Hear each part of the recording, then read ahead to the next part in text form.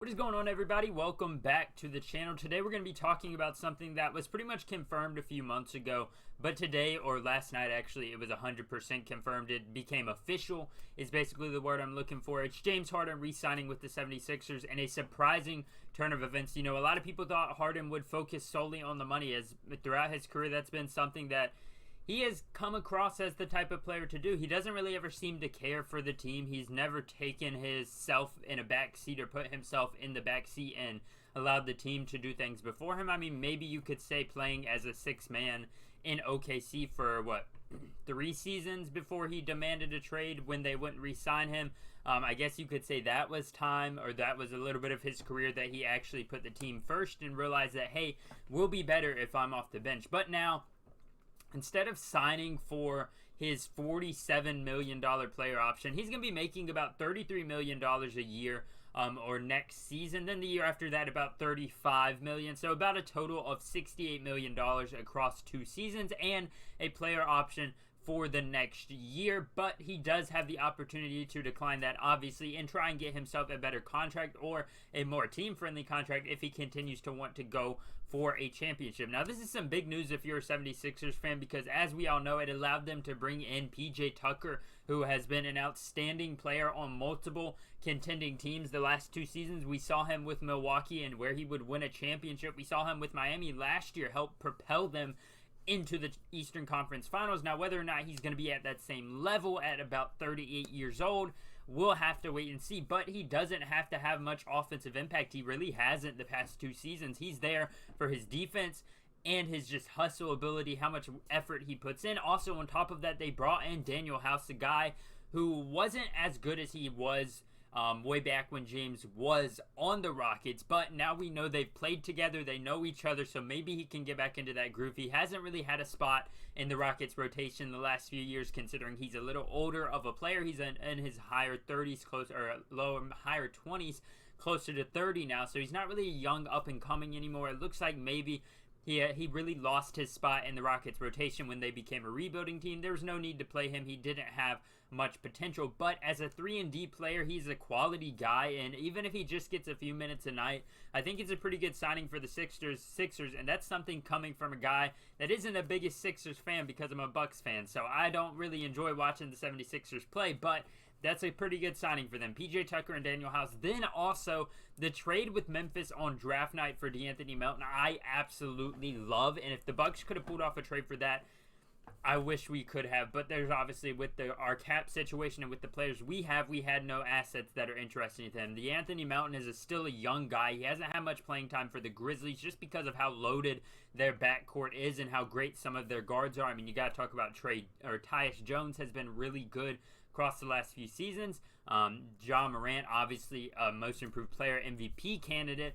Desmond Bane's there as well. They also have Zaire Williams, who can play small forward, but I see him more of a shooting guard type player. So DeAnthony Melton, really similar to Daniel House, but at least still a promising young prospect. He didn't have a spot in the rotation in Memphis, and he wanted to get out of Memphis, so they got rid of him for something in return instead of letting him walk whenever his contract expired. And the 76ers, in my opinion, really needed another guard to bolster up that front. We obviously saw them trade away Seth Curry and all of them in the James Harden trade, so they didn't have much guard production. I mean, Tyrese Maxey and James Harden are your starting guards. Perfect right there, as long as you can get James Harden to play at a relatively high level. We don't know what we're going to be getting from him this next season. It's going to be interesting to see, but obviously it can be a little confusing because we don't know 100% what we're going to be getting from James Harden. Last year in the playoffs, he really put nothing out there of note. He didn't really seem to be in his own right talent-wise or in his mind or in the right mindset. He's just not playing like himself, and we'll have to see if he can return to that. But if he can't, even if he can get to maybe about 80-90%, just getting him to go down about $15 million off of that $47 million player option has allowed the 76ers to basically, in my mind, leapfrog into probably the second or third spot in the East of championship contending. Obviously, that will change as the season starts, depending on how we see Tyrese Maxey improve. If he becomes an all-star caliber player like we saw in the playoffs,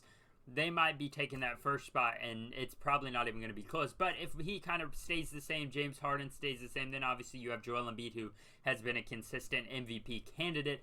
Maybe they're the second or third still, but I think this contract allows them to make that leap, to make the next step in their championship contending, because we've seen them, they trusted the process. The fans have been loyal for the most part, as annoying as Philadelphia fans can be. They've been loyal. They deserve some type of winning, and they've done it the last few years.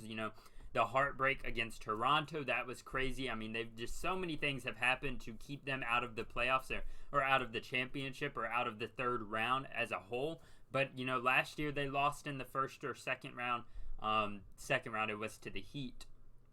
They pretty much dominated the Raptors in the first round. There's a lot of things that have happened to the 76ers, and this one is probably the best thing that could have happened to them this offseason. If they re-sign James Harden to that $47 million player option, you're probably looking at maybe Daniel House on the team, but definitely not PJ Tucker, and you're most likely not looking at a DeAnthony Melton trade, just because of the way the mid-level exceptions worked and the money worked in these trades and signings. So it's a good idea, or a good signing for the 76ers, and I'm actually kind of surprised to see Harden take this next step in his career. He's finally maybe realized that he can't win a championship if he's taking all the money, so he's brought one out here for the team. He signed a contract that is team friendly, helps them get better while he's still on the roster. So I'm excited to see how they do with the improved roster, with the better contract for James Harden.